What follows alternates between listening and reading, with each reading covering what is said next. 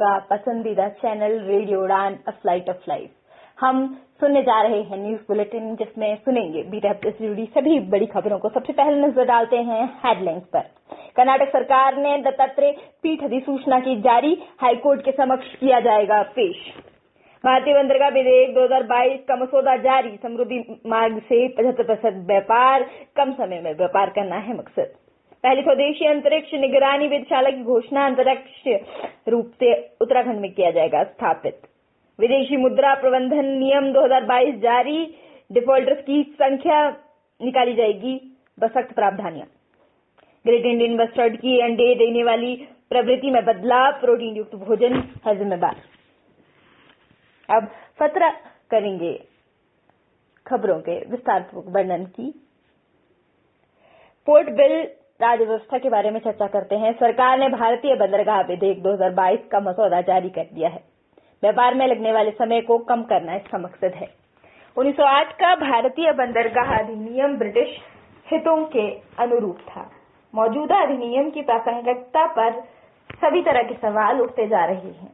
प्रस्तावित bill British कालीन अधिनियम को प्रतिस्थापित करता है। बंदरगाह क्षेत्र में प्रदूषण को कम करने व अंतर्राष्ट्रीय संधियों के अनुरूप बनाने का इसमें प्रावधान है। आपको बता दें, तटीय राज्यों में राज्य समुद्री बोर्ड स्थापित करने का भी इसमें प्रावधान है। इसके अतिरिक्त केंद्र और राज्य के बीच परामर्शी और अनुशंसात्मक ढांचा बनाने की भी मांग है।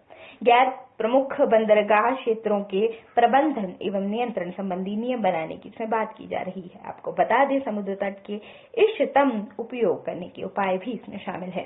भारत की समुद्री तट रेखा 7500 किलोमीटर लंबी है। गौरतलब है, अंतर्राष्ट्रीय और अंतर्देशीय जलीय व्यापारिक हितों को साधने के लिए रणनीतिक अवसर ये उपलब्ध कराती है।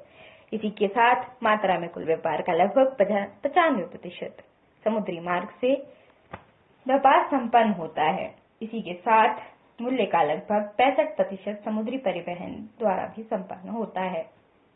अब बात करेंगे राज्य व्यवस्था की, जिसमें बेनामी लेन देन निषेध अधिनियम 1988 की धारा 3(2) असंवैधानिक बताई जा रही है। इसमें बेनामी लेन देन के लिए कारावास तथा जुर्माने का प्रावधान है। उच्चतम न्यायालय ने प्रावधान को मनमाना बताया है। आपको बता दें, यह फैसला कलकत्ता उच्च न्यायालय के फैसले को चुनौती देने वाली केंद्र सरकार की अपील पर सुनाया गया है। इसके अतिरिक्त संसद द्वारा वर्ष 2016 में बेनामी लेन देन निषेध संशोधन अधिनियम पारित किया गया था। गौरतलब है, संशोधित अधिनियम में बेनामी संपत्तियों को जब्त करने एवं सील करने का भी प्रावधान है। इसके अतिरिक्त वर्ष 2016 में जुर्माने के साथ कैद के प्रावधान को भी जोड़ा गया। बेनामी संपत्ति के उचित बाजार मूल्य के 25% तक का जुर्माना बढ़ाया जा सकता है। गौरतलब है, संशोधन को सरकार ने पिछली तारीख से लागू किया था।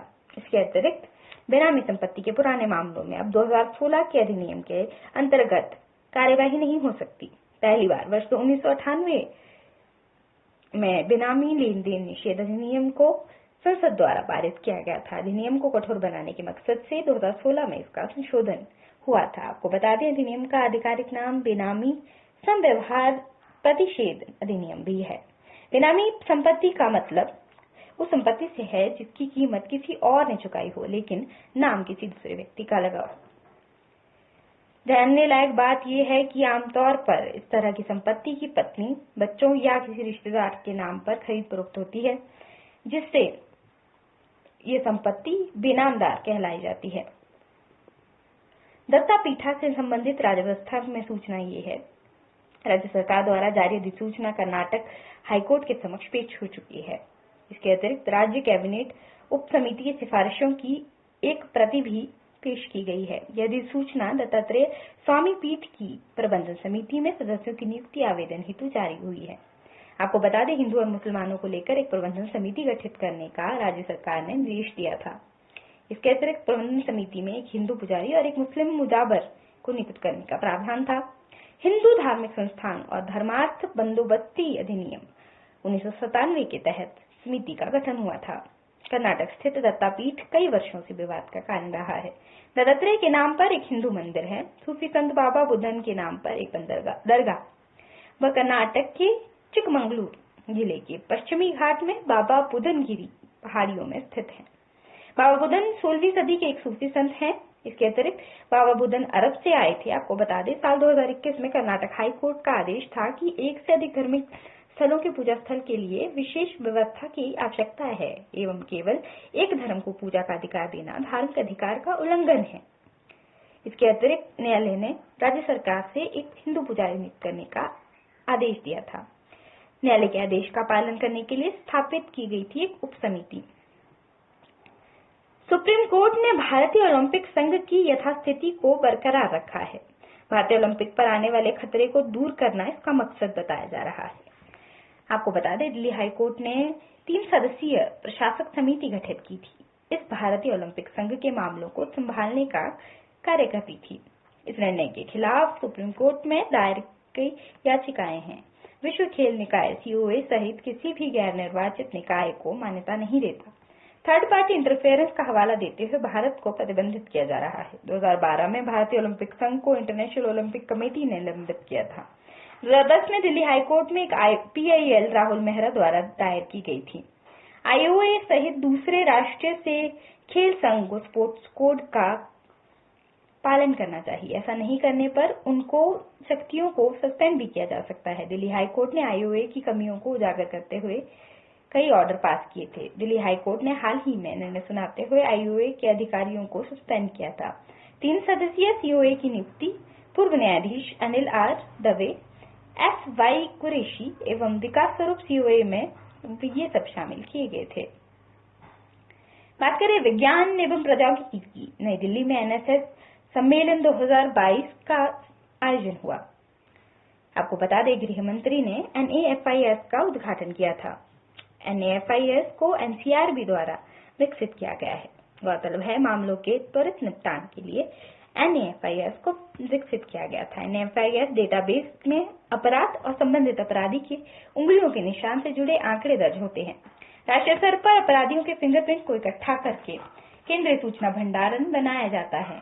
कानून प्रवर्तन एजेंसियों को 24 घंटे में अपलोड करके एक्सेस करने एवं ट्रेस करने की अनुमति होती है। NAFIS एक अपराधी को प्रदान 10 अंकों वाला यूनिक डिजिट NFN प्रदान करता है। विभिन्न अपराधों के लिए दर्ज किए गए FIR को क्लब करके NFN नंबर मिलता है। अपराधी के लिए जीवन भर तक इसका इस्तेमाल हो सकता है। 2 अंक संबंधित अपराधी का राज्य कोड है। उसके बाद एक क्रम संख्या। केंद्रीय फिंगरप्रिंट ब्यूरो ने 1992 में भारत की पहली स्वचालित फिंगरप्रिंट पहचान प्रणाली तैयार की थी। फैक्स रखा गया था इस प्रणाली का नाम। 2007 में इसको अपग्रेड करके फैक्स 5.0 लॉन्च किया गया और इसे प्रस्थापित भी किया गया।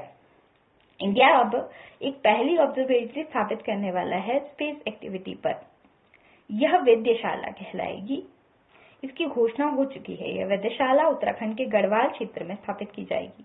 वाणिज्यिक अंतरिक्ष स्थितिजन्य जागरूकता हेतु वेधशाला का निर्माण होगा। वेधशाला का नाम एवं काम अंतरिक्ष मलबे व सैन्य उपग्रहों की गतिविधि पर नजर रखना है। अंतरिक्ष में 10 सेंटीमीटर जितनी छोटे आकार की वस्तु पर भी नजर रखने की क्षमता रहेगी। स्टार्टअप कंपनी दिंकेतारा द्वारा वेधशाला का निर्माण किया जाएगा। अंतरिक्ष गतिविधियों की निगरानी के लिए अभी Bharat multi object tracking radar का उपयोग करता है। वेधशाला के निर्माण से भारत के पास अंतरिक्ष गतिविधि की निगरानी की स्वदेशी क्षमता तैयार हो जाएगी। आपको बता दें, जमीन पर स्थित सेंसर नेटवर्क से अंतरिक्ष में हो रही गतिविधियों पर नजर रखी जा सकती है। वेधशाला उपग्रहों और अन्य अंतरिक्षयान के बीच टकराव की आशंका की सटीक भविष्यवाणी करने में यह सक्षम है। लो अर्थ ऑर्बिट से लेकर जियोसिंक्रोनस अर्थ ऑर्बिट तक कक्षाओं में उपग्रहों की और मलबों की निगरानी सक्षम है। वेधशाला भारत के लिए रणनीतिक रूप से महत्वपूर्ण है। भारत के विशेष क्षेत्र, अन्य क्षेत्र, देश के उपग्रह की उपस्थिति जैसी गतिविधियों पर नजर रखने में सहायता मिलेगी। अंतरिक्ष निगरानी के लिए भारत को अमेरिका जैसे देशों पर निर्भर नहीं रहना पड़ेगा। वर्तमान में क्षेत्र में अमेरिका का वर्चस्व बताया जा रहा है। अमेरिका की वेधशालाएं विभिन्न जगहों पर तैनात हैं। वाणिज्यिक कंपनियों दुनिया भर से इनपुट उपलब्ध कराती हैं। अब बात करें scientist track cause of mystery paddy dwarfing. Punjab और हरियाणा के खेतों में एक अजीब सी बीमारी सामने आई है। यहाँ धान की फसल बढ़ नहीं पा रही। धान की बुआई के बाद खेतों में 10% ही फसल के पौधे बौने रह जाते हैं। बौनेपन के कारण जिंक की कमी को बताया जा रहा है। परीक्षण के बाद फाइटोरोवायरस व राइस ग्रॉसी स्टंट वायरस भी मौजूद हैं। ये पौधों के बौनेपन व पीलेपन को प्रेरित करते हैं। वैज्ञानिकों ने इसका दूसरा संभावित कारण फाइटोप्लाज्मा को बताया है। राइस ग्रॉसी स्टंट वायरस एक पादप रोगजनक विषाणु है। यह विषाणु कीटों के द्वारा पौधों के बीच संचरित होता है। निम्फ और अडल्ट स्टेज प्लांट हॉपर्स भी इसके वाहक बताए जा रहे हैं। पौधों की पत्तियों का रंग पीला, हरा या पीला हो जाता है। पत्तियों पर गाढ़े रंग के, भूरे रंग के दाग भी पड़ जाते हैं। पौधों का विकास रुक जाता है। वह एक रोगजनक जीवाणु के रूप में फाइटोप्लाज्मा उसमें मौजूद रहता है। फ्लोएम फीडिंग कीट के द्वारा फ्लोएम फाइटोप्लाज्मा पौधे से पौधे तक संचरित होता रहता है। फाइटोप्लाज्मा 1000 से ज्यादा पौधों की प्रजातियों में रोग पैदा कर सकता है। पौधों के विकास को बाधित करते हुए यह पौधों की पत्तियों को भी पीला कर देता है। इंडिया और यूके के रिलेशंस की बात करते हैं तो भारत और ब्रिटेन संयुक्त सलाहकार समिति की बैठक नई दिल्ली में संपन्न हुई। आपको बता दें, विधि सेवा क्षेत्र खोलना एवं नए अवसरों की तलाश करना बैठक का मकसद बताया जा रहा है। दोनों देशों के बीच कानून और न्याय से जुड़े कई समझौते हुए। वार्तालाप है इन समझौतों में शामिल बिंदु वाणिज्यिक अदालतों के कामकाज के तरीके, मध्यस्थता, वैकल्पिक विवाद समाधान प्रणाली, मामलों के प्रबंधन में तकनीक का उपयोग व न्याय व्यवस्था और अनुबंधों का समय से परिवर्तन, विधायी प्रारूपण में प्रौद्योगिकी का प्रयोग, ये सब बताए जा रहे हैं। विधायी प्रारूपण का मतलब कानूनी दस्तावेजों के ड्राफ्टिंग के तरीके से है। कार्य पद्धतियों से जुड़े ज्ञान को साझा करने एवं सुगम बनाने में भी सहमति बताई जा रही है। प्रतिष्ठित संस्थानों में कानूनी पदों पर तैनात व्यक्तियों की क्षमता निर्माण प्रशिक्षण पर भी सहमति बताई जा रही है। आपको बता दें, गैर ब्रिटिश अर्हता प्राप्त वकीलों द्वारा अदालत में प्रैक्टिस और विधि परामर्श नियम पर चर्चा हुई। भारत सरकार और ब्रिटेन ने साल 2018 में MOU भी साइन किया था। कानून एवं न्याय के क्षेत्र में दोनों देशों के बीच सहयोग करना इसका मकसद बताया जा रहा है। विधि सहयोग हेतु भविष्य के लिए नीति तैयार करना भी इसका मकसद है। वित्त मंत्रालय ने जारी किया एक्सचेंज मैनेजमेंट रूल्स को। यह मसौदा 2022 के लिए तैयार है। बैंकिंग फ्रॉड एवं विदेशी निवेश में कमी लाना इसका मकसद बताया जा रहा है।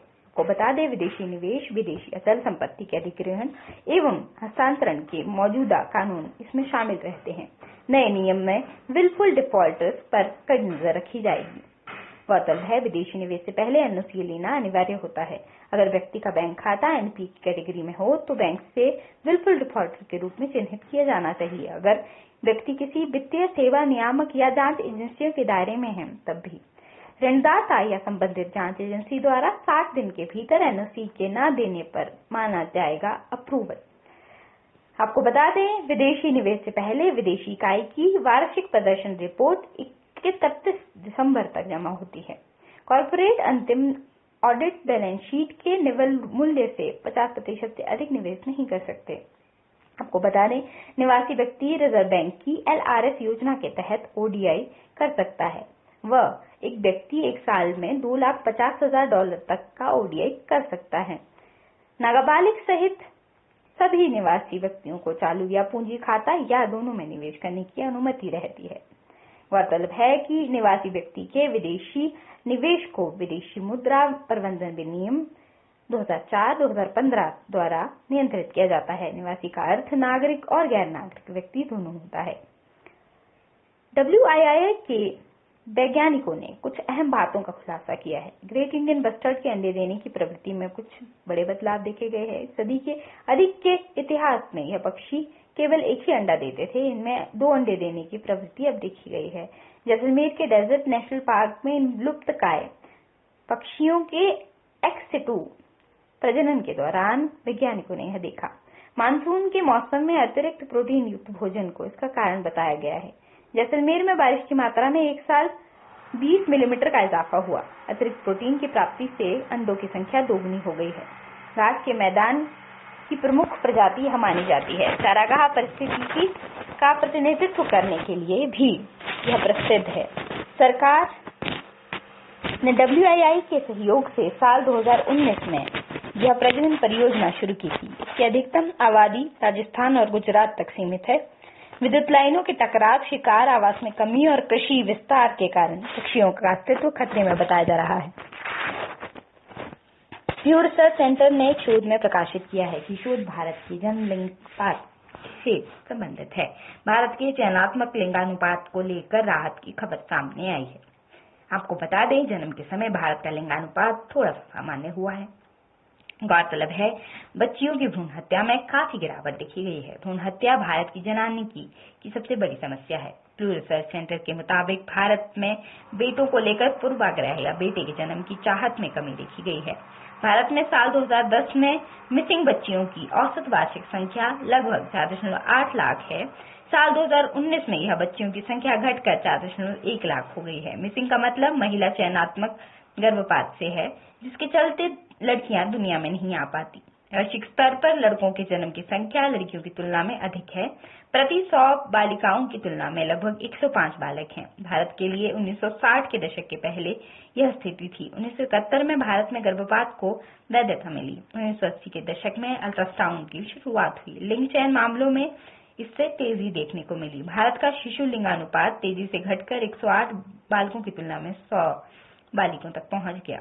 1990 के दशक में यह 110 के मुकाबले 100 लड़कियां थी। वह NFHS की हालिया रिपोर्ट में 108 लड़कों पर 100 लड़कियों का दावा दिया जा रहा है।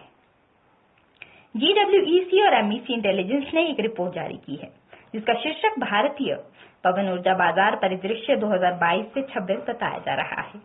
आपको बता दें, भारत अगले 5 साल में पवन ऊर्जा क्षमता में 23.7 गीगावाट लगभग की वृद्धि कर सकता है। अनुमानतः पवन ऊर्जा क्षमता में वृद्धि हेतु अनुकूल नीतियां, सुविधाजनक साधन व उचित संस्थागत हस्तक्षेप बहुत आवश्यक है। आपको बता दें, वर्ष 2024 तक चरम पर नई पवन ऊर्जा परियोजनाओं का वार्षिक इंस्टॉलेशन होगा। वर्ष 2024 के बाद वार्षिक इंस्टॉलेशन में गिरावट देखी जा सकती है। 2030 तक आधी बिजली गैर जीवाश्म ईंधनों से प्राप्त की जाएगी। वह 2022 के अंत तक गीगावाट 60 के लगभग होगी। 40 गीगावाट पवन ऊर्जा क्षमता स्थापित करना अभी तक करीब इतना ही लक्ष्य पाया जा चुका है। भारत का वर्ष 2070 तक कार्बन उत्सर्जन को नेट जीरो करने का लक्ष्य है। जलवायु सम्मेलन COP26 में भारत द्वारा यह घोषित किया गया था। बहती वायु से उत्पन्न की गई ऊर्जा को ही पवन ऊर्जा कहा जाता है। आपको बता दें, पवन ऊर्जा बनाने के लिए हवादार जगहों पर पवन चक्कियां लगाई जाती हैं। इसके अतिरिक्त पवन चक्कियों द्वारा यांत्रिक ऊर्जा में भी बदलाव किया जा सकता है। वायु की गतिज ऊर्जा से भी परिवर्तित यांत्रिक ऊर्जा से विद्युत ऊर्जा भी प्राप्त होती है। GWEC पवन ऊर्जा उद्योग के लिए एक अंतर्राष्ट्रीय व्यापार संघ है। GWEC एक सदस्य आधारित संघ है। GWEC का कार्य पवन ऊर्जा के लिए बेहतर नीतिगत माहौल बनाना है। MEC इंटेलिजेंस एक रणनीतिक सलाहकार और मार्केट कंसल्टिंग फर्म है। इसमें बिजनेस लीडर्स के सामने आने वाले विकास के मुद्दों को हल करने पर ध्यान केंद्रित किया जाता है। हाल ही में मिथिला के मखाना को GI टैग मिला है। इससे मिथिला के मखाना किसानों को लाभ मिलने की बात कही जा रही है। गौरतलब है कि मखाने का वानस्पतिक नाम यूरिले फोरोक्स होता है। इसमें कैल्शियम, मैग्नीशियम और फास्फोरस जैसे मिनरल पाए जाते हैं। आपकी जानकारी के लिए बता दें, यह बिहार का 5वां ऐसा उत्पाद है जिसे GI टैग प्राप्त किए हैं। मखाना मिथिला की 3 प्रतिष्ठित सांस्कृतिक पहचानों में से एक है। ये प्रतिष्ठित सांस्कृतिक पहचान पान, माखन, माछ यानी मछली। गौरतलब है कि दुनिया का 80 से 90% मखाना भारत में ही होता है। बीते दिनों vertical launch short range missile का परीक्षण किया गया। इस परीक्षण में उच्च गति वाले मानव रहित हवाई लक्ष्य को ध्वस्त करने में सफलता प्राप्त हुई। इसके बाद से अब बेहद निजी उड़ान भरकर भारतीय रडारों को चकमा देने की कोशिश कर रहे दुश्मन के ड्रोन या विमान भी ध्वस्त किए जा सकेंगे। इस प्रशिक्षण को DRDO यानी रक्षा अनुसंधान एवं विकास संगठन और भारतीय नौसेना के संयुक्त तत्वाधान से संपूर्ण किया गया। इसे ओडिशा के चांदीपुर के तटीय इलाकों में इंटीग्रेटेड टेस्ट रेंज से किया गया। बता दें कि एक सतह से हवा में मार करने वाली कम दूरी की मिसाइल के रूप में इस मिसाइल को DRDO ने स्वदेशी रूप से डिजाइन को तैयार व विकसित किया है। हाल ही में केरल सरकार ने ऑनलाइन टैक्सी सेवा केरल सवारी को लॉन्च किया है। यह भारत की पहली सरकारी स्वामित्व वाली टैक्सी सेवा रहेगी। गौरतलब है, इससे पहले तक भारत में ओला, उबर जैसी कंपनियां ही इस क्षेत्र में कार्यरत थी। केरल सवारी की खास बात यही है कि यह दिन या रात या बारिश हर एक मौसम में उतार चढ़ाव को नहीं रखती, वह सेम रूप से एक ही तरीके से काम करती रहती है। वह कंपनियां पीक आवर के दौरान बारिश की स्थिति में भी किराए में इजाफा करती है। अन्य कंपनियां ये नहीं करेगी। बीते दिनों में रंगनाथिट्टू पक्षी अभयारण्य को फिर से पर्यटकों के लिए खोला गया। दरअसल इस अभयारण्य को बाढ़ के कारण बंद कर दिया गया था। यह कर्नाटक में मैसूर के पास स्थित है। इसे साल 1940 में प्रसिद्ध पक्षी विज्ञानी डॉक्टर सलीम अली के प्रयास पर अभयारण्य घोषित किया गया था। यह 0.67 वर्ग किलोमीटर के क्षेत्र में फैला हुआ है। कावेरी नदी के तट पर स्थित यह पक्षियों की कई प्रजातियों के पसंदीदा घोंसले बनाने का स्थान है। यह पक्षियों की करीब 170 प्रजातियों को दर्ज करने के लिए उपयोग होता है। हाल ही में अडानी ग्रुप ने मीडिया कंपनी एनडीटीवी में अप्रत्यक्ष रूप से 29% हिस्सेदारी की खरीद की है। इस समूह में एनडीटीवी में 26% और हिस्सेदारी खरीदने के लिए ओपन ऑफर लाने की बात कही है। हालांकि एनडीटीवी प्रबंधन का कहना है कि अडानी ग्रुप द्वारा कंपनी के प्रमोटर्स से किसी भी तरह की चर्चा नहीं की गई। गौरतलब है कि अडानी ग्रुप जिस तरह से एनडीटीवी में हिस्सेदारी अधिकृत करने का प्रयास कर रहा है, इससे जानकार हॉस्टाइल टेकओवर यानी शत्रुतापूर्ण अधिग्रहण मानते हैं। आपको बता दें कि शत्रुतापूर्ण अधिग्रहण या अधिग्रहण का पहलू तब कहलाता है जब कंपनी या व्यक्ति लक्ष्य कंपनी के बोर्ड या प्रबंधन की इच्छा के विरुद्ध कंपनी को अपने हिस्से में लेना है।